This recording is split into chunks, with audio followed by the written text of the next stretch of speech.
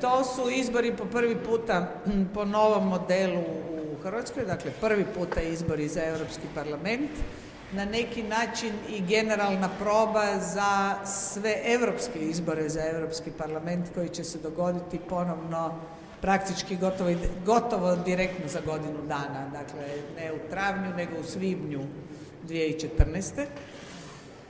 Kad će Hrvatska ponovno ići u izbore za Europski parlament, isto kad i sve ostale zemlje članice, međutim obzirom na činjenicu da ulazimo više nego 6 mjeseci prije redovnih europskih izbora, obavezni smo prema ugovoru održati ad hoc izbore za Europski parlament ove godine.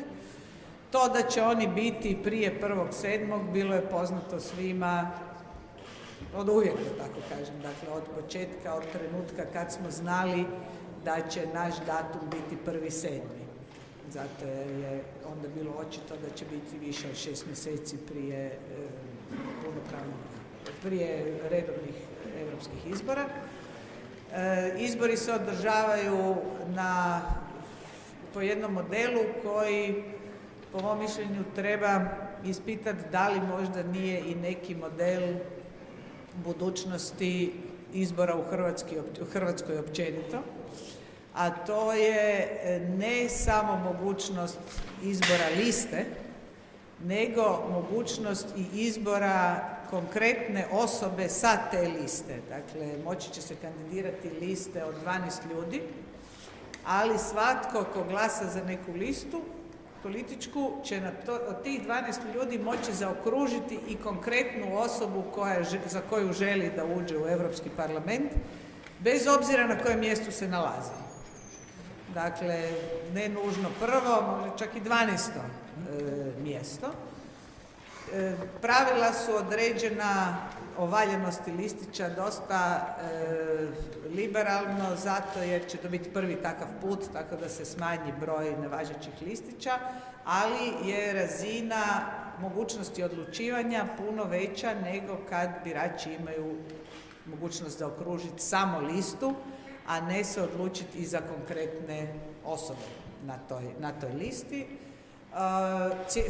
Cijela Hrvatska će biti jedna izborna jedinica, što je također novo i različito od svih drugih izbora. A izbori se događaju na, ja bih rekla, tragu ili na završetku 12-godišnjeg razdoblja u kojem je pitanje Europske unije bilo praktički svaki dan na dnevnom redu i to od vrlo načelne razine, dakle političkog opredjeljenja, identiteta Hrvatske, do vrlo praktične i tehničke razine fitosanitarnih standarda, pravila u transeuropskim mrežama, dakle vrlo konkretnih i specifičnih stvari. Prema tome, teme su na dnevnom redu hrvatske svakodnevice 12 godina. Imali smo i pred malo više od 12 mjeseci referendum o ulasku Hrvatske u Europsku uniju, na kojem smo također imali jednu široku raspravu sa javnošću i prije i poslije toga i u pripremama, na kojem je preko 66% ljudi reklo da su pripremni za članstvo i da su za članstvo Hrvatske u Europskoj uniji. Prema tome, to je jedna tema koja nije nova. Mi ne počinjemo izbore za Europski parlament ovo gdje ljudi sad se moraju upoznati s tim o čemu se radi. Uglavnom znaju o čemu se radi. Ono što je bitno je stvoriti atmosferu u kojem to ljudi neće smatrati nekom vrstom svršenog čina, dakle to se samo po sebi razumije i sve u redu, nego će biti motivirani da izađu na te izbore. Jer od 1.7. ove godine svako pravilo, uključujući sve što se odnosi, recimo, ne znam, od poljoprivrednog zemljišta, držanja domaćih životinja, do pravila u pravosuđu, do toga da li će neka transeuropska mreža, bilo cestovna, bilo željeznička, bilo komunikacijska, telekomunikacijska ići kroz Hrvatsku ili neće, pa kroz to će se onda takav projekt kvalificirati i za financiranje iz europskih fondova pod povoljnijim okolnostima ili neće, ovisit će i od našeg glasa. Dakle, ovisit će i između ostalog od onoga što će ljudi u Europskom parlamentu zastupati, na koji način će se prema tome odnositi.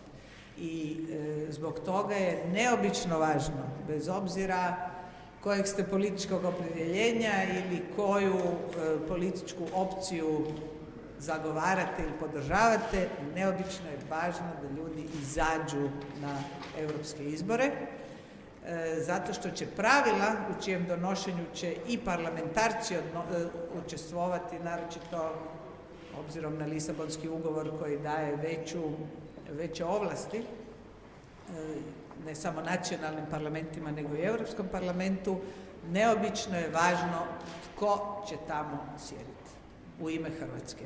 To više neće biti hrvatski parlamentarci, dakle članovi Hrvatskog sabora, nego će biti ljudi izabrani direktno na tim izborima sredinom travnja i neobično će biti važno ko su ti ljudi i na koji način nas zastupaju i za šta se zalažu, jer će o tome ovisiti pravila koja će važiti za cijelu Europsku uniju, a naravno uvijek postoje teme za koje ako imate jasnu ideju što je interes vaše zemlje, onda se možete puno bolje izboriti za opća pravila.